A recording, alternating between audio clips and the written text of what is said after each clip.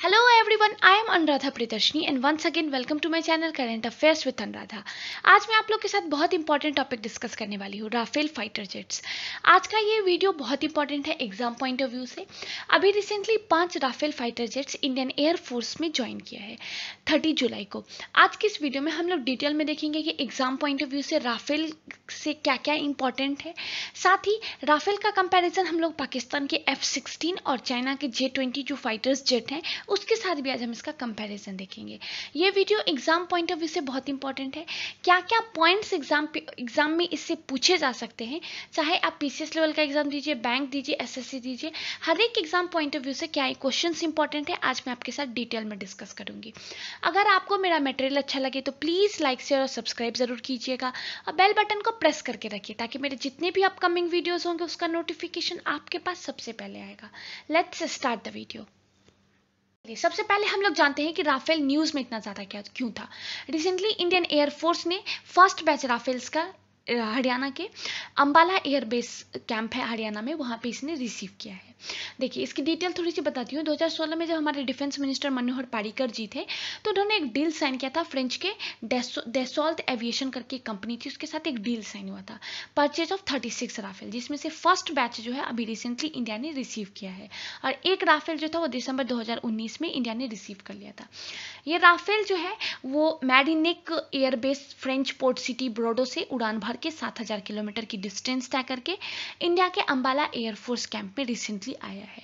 Rafale जो है एक French twin engine and multi role fighter aircraft है, design and build both by Dassault aviation, being produced for both the French air force and for carrier based operation in the French navy.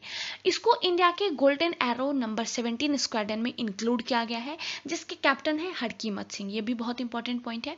जैसे ही ये Rafale Indian air space में inter हुआ था, इसको to सुखी 30 MQ-1 ने Scott किया था राफेल को, और इसको बाद में जाकर के अंबाला एयरफोर्स बेस कैंप पे इसको लैंड कराया गया था, जिसे वहाँ पे इंडियन एयरफोर्स की एक सलामी होती है पानियों के बौछार वाली, वो उनको सलामी भी दी गई थी।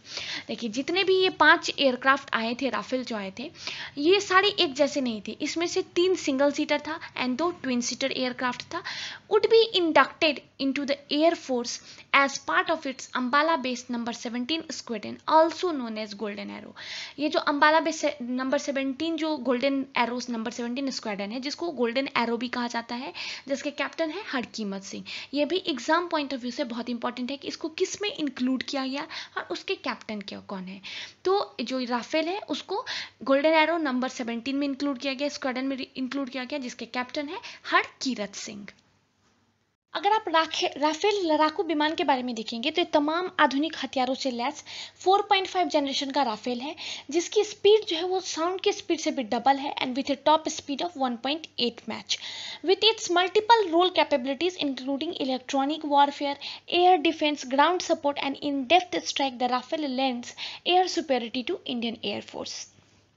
यहाँ पे एक पिक्चर के माध्यम से मैं आपको इसकी एक स्पेसिफिकेशन दिखाने की कोशिश करी हुई। इंडियन एक्सप्रेस में ये इमेज था।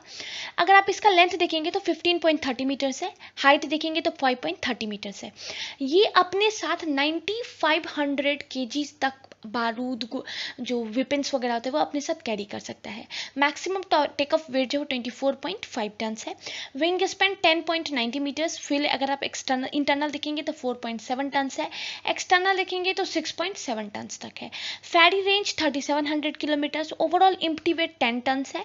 लैंडिंग ग्राउंड रेंज 4450 मीटर्स की रेंज से लेकर के ये हाईएस्ट माउंटेन 1500 फीट तक भी ये लैंड कर सकता है। सर्विस सेलिंग इसकी 50,000 फीट तक है।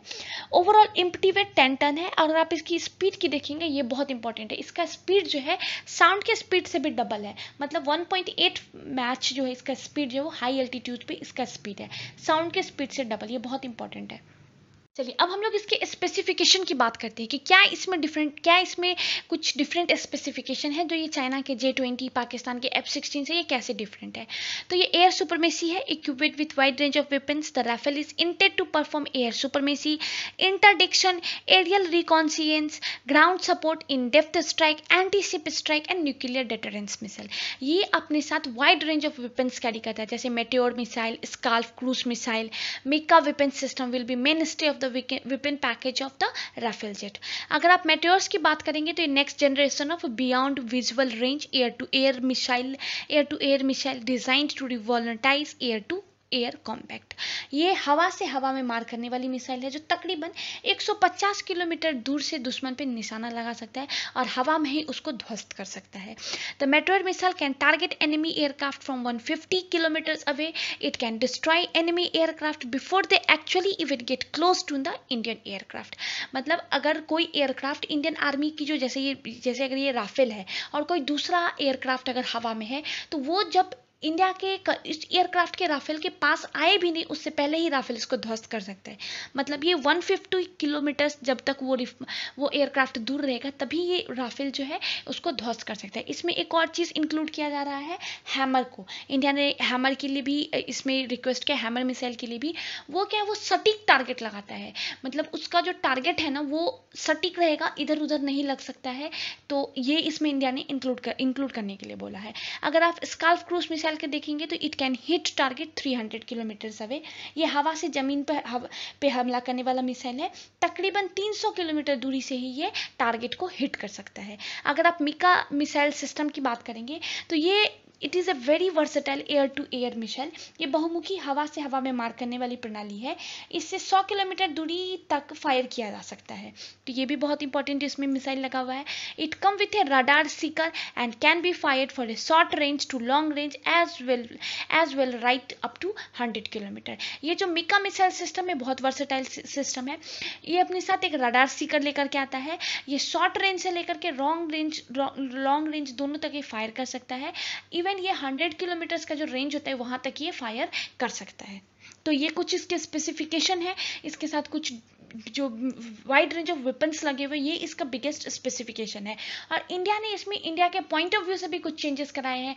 जैसे इसमें एक हेलमेट के लिए उन्होंने बोला था और कुछ चेंजेस में रडार सिस्टम लगाए हैं। 10 किलोमीटर 10 घंटे तक की रिकॉर्डिंग हो सके, ये सारी चीज़ें भी इसमें इंक्लूड करवाया है इंडिया ने।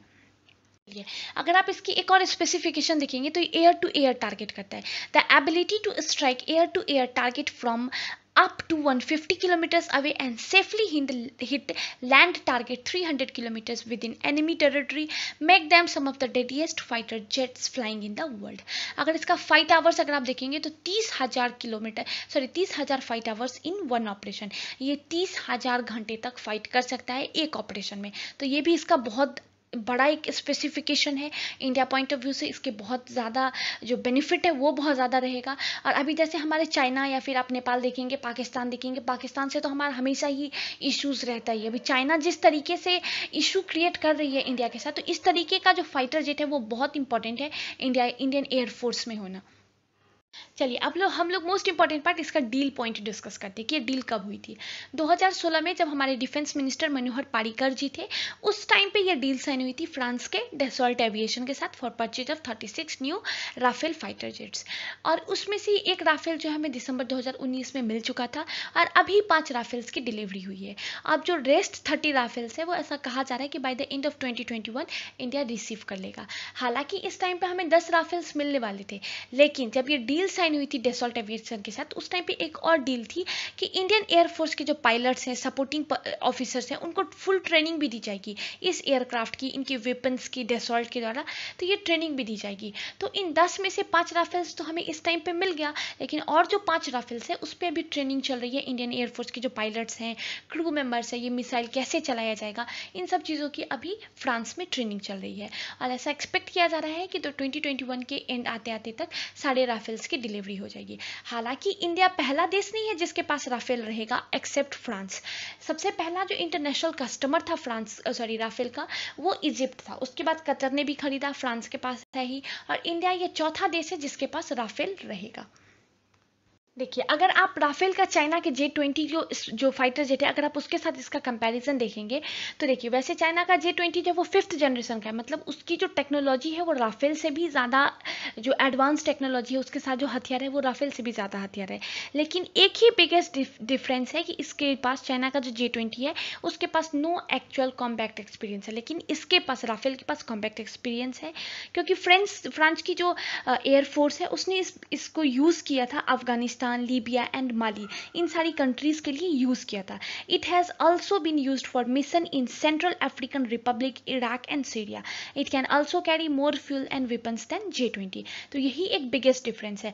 अगर मान लीजिए कभी इंडिया और चाइना के बीच में अगर वॉर होता है तो राफेल सुपीरियर रहेगा चाइना के J-20 के सामने, आज की डेट की अगर आप बात करेंगे तो। जैसा फरवरी में कंडीशन हुआ था, जैसा अभी रिसेंटली इंडिया और चाइना का जो रिलेशन बना था, अगर ऐसा कभी भी युद्ध का कंडीशन अगर बनता है तो राफेल की कैपेसिटी जो है वो चाइना के J-20 से ज़्यादा रहेगी। इसके पास एक्चुअल जो कॉम्बैट एक्सपीरियंस है, ये फ्यूल ज़्यादा कैरी कर सकता है। मतलब ये ज़्यादा टाइम तक, अगर एक ऑपरेशन में अगर आप देखेंगे तो ज़्यादा टाइम तक ये जो है वो युद्ध में रहेगा। ये स्पाइटर जेट जो है वो युद्ध में रहेगा। इवन ये अपने साथ बहुत ज़्यादा वेपन्स वगैरह कैरी कर सकता है। तो ये एक बिगेस्ट एडवांटेज हो जाएगा राफेल के साथ इंडियन एयरफोर्स का। चलिए, अगर आप राफेल का F-16 के साथ कंपैरिजन देखेंगे तो राफेल का जो बियॉन्ड विजुअल रेंज है वो 100 किलोमीटर्स है, लेकिन F-16 का अगर आप देखेंगे तो 75 किलोमीटर्स ही है। राफेल के पास जो है 14 स्टोरेज स्टेशन है फॉर वेपन्स, मतलब ये अपने साथ बहुत सारे वेपन्स को कैरी कर सकता है, लेकिन F-16 के साथ ये एडवांटेज नहीं है। दूसरा राफेल के साथ एडवांटेज ये है कि अपने साथ बहुत सारे डिफरेंट मिसाइल्स इसके में लोडेड है। जैसे आप मेटोर्स की बात करेंगे, स्काल्फ की बात करेंगे, ये सारे मिक्का है, ये सारे मिसाइल्स इसमें लगे हुए हैं। लेकिन F-16 में सिर्फ एक मिसाइल है, अब अमराम करके एक मिसाइल है, वही सिर्फ उसमें लगा हुआ है। अगर आप दूसरा देखेंगे तो इसका जो ट्रैवलिंग जो स्पीड है वो काफ़ी अच्छा है। ये साउंड के स्पीड से डबल इसकी ट्रैवलिंग स्पीड है एट हाई एल्टीट्यूड। तो ये एक बहुत बड़ा एडवांटेज हो जाएगा अगर आप F-16 की बात करेंगे। चलिए, अगर मैं आपको भारत के पॉइंट ऑफ व्यू से इसका एडवांटेज बताऊंगी तो बहुत सारे एडवांटेज है। देखिए, अभी तक हमारे साथ सबसे बिगेस्ट प्रॉब्लम क्या जाता था कि हमें अपनी बाउंड्री क्रॉस करके अगर हम लोग किसी दूसरे नेबर कंट्रीज या हमारे जिसके साथ युद्ध होता है अगर हम उसमें प्रहार करते हैं तो बिगेस्ट प्रॉब्लम आता था टेरिटरी का। अब हमें टेरिटरी क्रॉस करने की ज़रूरत ही नहीं है। इसकी जो रेंज है वो इतनी अधिक है कि आसपास की जितने भी मिसाइल्स हैं हम उसको आराम से अपनी टेरिटरी में रहते हुए उसको ध्वस्त कर सकते हैं। तो ये बिगेस्ट एडवांटेज हो गया। दूसरा, इंडियन डिफेंस सिस्टम या फिर इंडियन एयरफोर्स में अगर आप बात करें तो इतना आधुनिक मिसाइल कोई भी नहीं था अभी तक, तो ये एक बहुत बड़ा एडवांटेज हो गया। तीसरा, इसकी जो कैपेसिटी है, चाहे वो आपको वेपन्स कैरी करने की कैपेसिटी हो, चाहे फिर एक ऑपरेशन में अगर आप इसका कैपेसिटी देखेंगे, फाइटिंग आवर्स देखेंगे, तो ये इसकी जो कैपेसिटीज़ है ये इंडिया के लिए एक बहुत एडवांटेज होगा। तीसरा, इसमें इंडिया कुछ चेंजेस भी करा रहा है, जैसे हैमर को इंक्लूड कर रहा है, हेलमेट्स वगैरह इजरायली हेलमेट्स है, इसमें कुछ रडार्स लगवा रही है इंडिया। तो ये सारी जो चीज़ें होंगी इससे इसका एडवांटेजेस काफ़ी बढ़ जाएगा। एक और इसका एडवांटेज है कि ये 450 मीटर से लेकर के 1500 फीट तक कहीं भी लैंड कर सकता है। तो इंडिया में अगर आप देखेंगे, बॉर्डर देखेंगे, अगर जो मोस्टली हमारी जो नेबर कंट्रीज़ हैं, जैसे चाइना हमें ज़्यादा ट्रबल देती है, जैसे पाकिस्तान हमें ज़्यादा ट्रबल देती है, तो हम हाई एल्टीट्यूड से लेकर के लो एल्टीट्यूड तक हम कहीं भी इनके लैंड कर सकते हैं। इसकी फाइटिंग कैपेसिटी काफ़ी अच्छी है, तो इसका हमें एडवांटेज मिलेगा। इंडियन एयरफोर्स को एक ऐसे जो मिसाइल है उसकी ज़रूरत थी, और दिसंबर 2021 तक 36 राफेल्स जो उनकी पूरी कंप्लीट डिलीवरी हो जाएगी। तो इंडियन एयरफोर्स जो हो जाएगा वो एडवांस्ड हो जाएगा, इन सारे एयरक्राफ्ट के आने से एडवांस्ड हो जाएगा। तो इंडिया का डिफेंस सिस्टम भी काफ़ी स्ट्रांग हो जाएगा।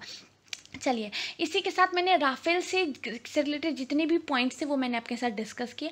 अगर आपको कुछ भी डाउट हो मुझे कमेंट सेक्शन में ज़रूर बताइएगा। एज सुन एज पॉसिबल मैं आपके डाउट्स क्लियर करने की पूरी कोशिश करूँगी। ऐसे ही अपडेटेड वीडियोज़ के लिए मेरे साथ बने रहिए। मैं आपको जल्दी अयोध्या का जो राम मंदिर का जो इशू है उससे एग्ज़ाम पॉइंट ऑफ व्यू से क्या इंपॉर्टेंट है वो मैं आपके लिए जल्दी ही लेकर के आऊँगी। और भी अपडेटेड न्यूज़ के लिए मेरे साथ बने रहिए। अगर आपको मेरा मटेरियल अच्छा लगे तो प्लीज़ लाइक शेयर और सब्सक्राइब ज़रूर कीजिएगा, और बेल बटन को प्रेस करके रखिए ताकि मेरे जितने भी अपकमिंग वीडियोस होंगे उसका नोटिफिकेशन आपके पास सबसे पहले आए। इस कोविड के टाइम पे stay at home, stay safe. Thank you.